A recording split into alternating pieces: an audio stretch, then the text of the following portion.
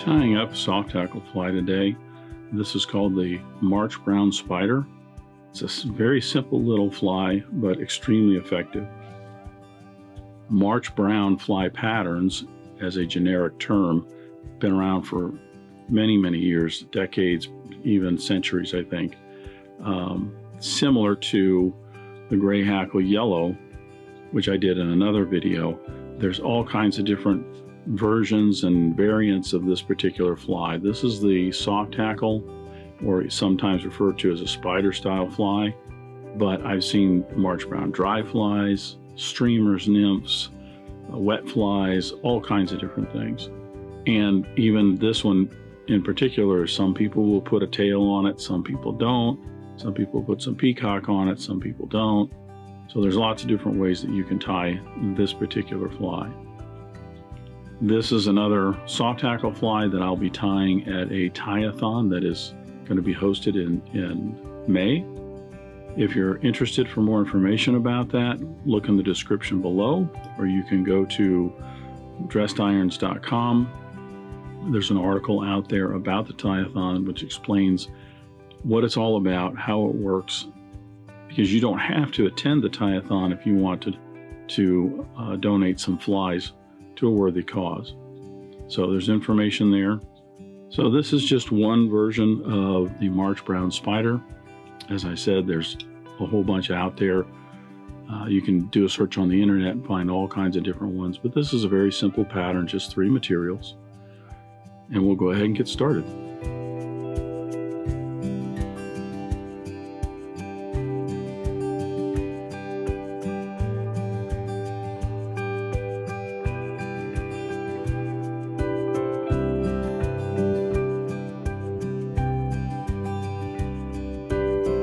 We'll start our March Brown Spider, placing our hook in the vise. This is a Mustad 3906 and a size 12 hook. You could use a lighter wire such as a Mustad 3399 if you like, or even a longer shanked hook like a Mustad 3906B if you want. I debarb the hook. Before I attach my thread, I am using a Pearsall's silk on this in an orange.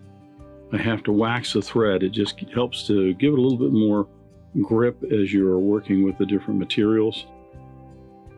So I run that through the wax and then run the thread and the wax through my finger just to help evenly distribute the wax on the thread. Pretty simple fly. We're going to attach our thread right behind the eye of the hook. Advance down the shank, maybe about an eye length or so, and that's just to secure the thread to the hook. For a rib on this, I'm using a Danville oval tinsel in gold, and this is a size 18, which is the smallest that they have.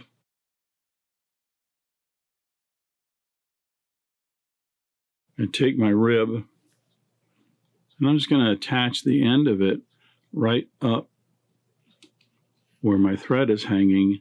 Now, I don't bring this up under the thread like I've done in other flies. You could certainly do that. Problem is that you can't then pull to the left and slide this underneath the thread like you can, say, a mylar tinsel, because this basically is an oval tinsel, so it's a tinsel wrapped around a thread fiber inside there, and it hangs up on the thread, and it doesn't work the same. So I'm going to advance my thread down the shank to the end of the hook shank, which is generally right between the point of the hook and the barb. And then this is where I'm going to start the dubbing. The dubbing for this is just a hare's mask. I've already pulled some off of the mask. You can, even if you get it in a pre-packaged form, that's fine. I want this fairly sparse. It does not have to be a real thick body. The guard hairs in this are going to stick out a fair bit, and it helps to give it a little bit more of a leggy, buggy profile, so we don't have to make the body super thick on this. I'm going to make a fairly sparse dubbing noodle, maybe 2.5 inches or so. And then I'm going to apply this to the hook.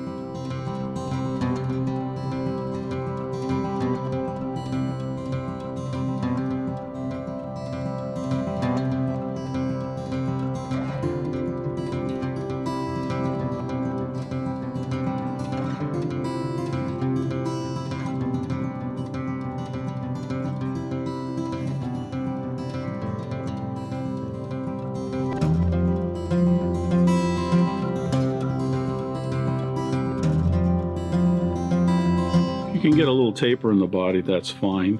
If not, I don't think it's that important, even if it's nice and level.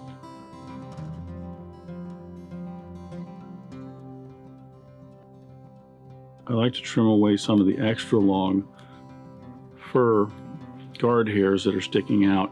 I just want some that's sticking out, and plus, as you fish this, more will come loose. You want your thread to be hanging maybe about half an eye length behind the eye of the hook.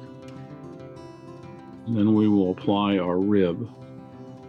I'm going to get 5 even spaced wraps up the hook shank.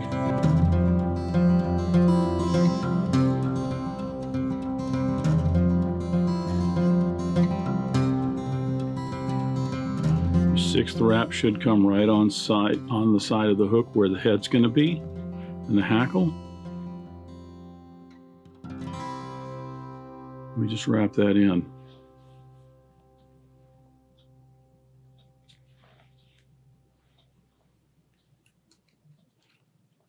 Wrap back and tidy that up just a little bit.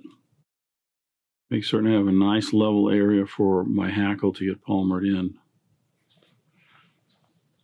For the hackle on this, I'm actually using, this is a sharp-tailed grouse. You could use a regular grouse, which is going to be a little darker, or even the brownish feathers on Hungarian partridge. I'm using the Covert feathers on the side of this. And what we're looking for are some fibers that are going to, basically, I like, for the March Brown, I like to have the fibers longer than the bend of the hook. I just like them being much longer. So you'll want to peel away any of the fluff, any fibers that are too long.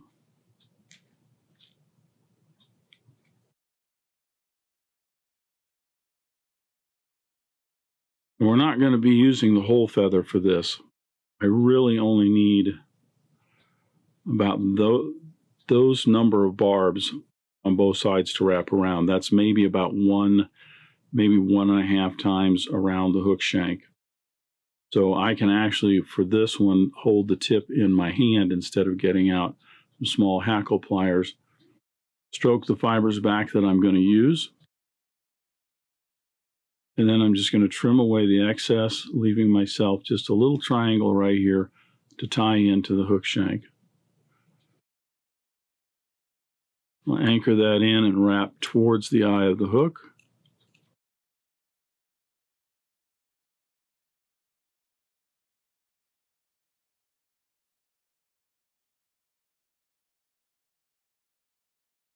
The nice thing about this grouse is it folds back very, very easy. These wrap in really, really nice.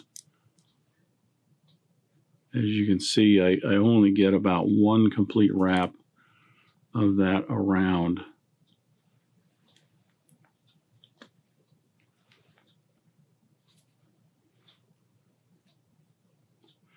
I'll fold the stem back and then start wrapping from the eye of the hook backwards,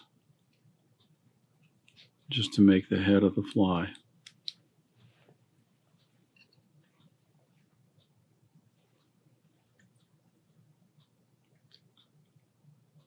Three-turn whip finish is all that's needed.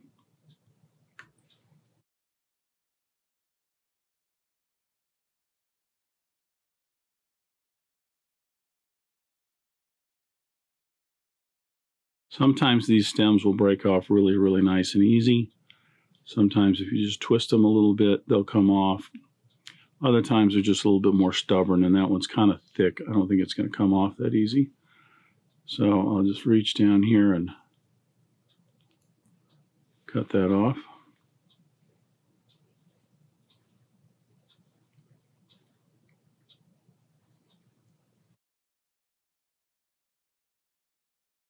A lot of these long fibers, even though they do look a little clumped together, once this is in the water, they will all spread out. They'll all kind of swim very independent of each other.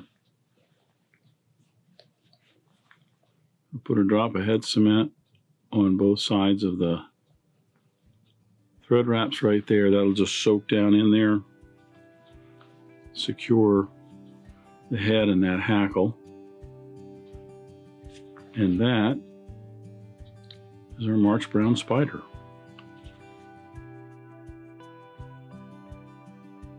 As I said, not much to this, but very, very versatile. If you don't have any grouse, even a speckled hen hackle or something like that would also work for this. But it's a fly that's been around for a long time. And it's fun to tie.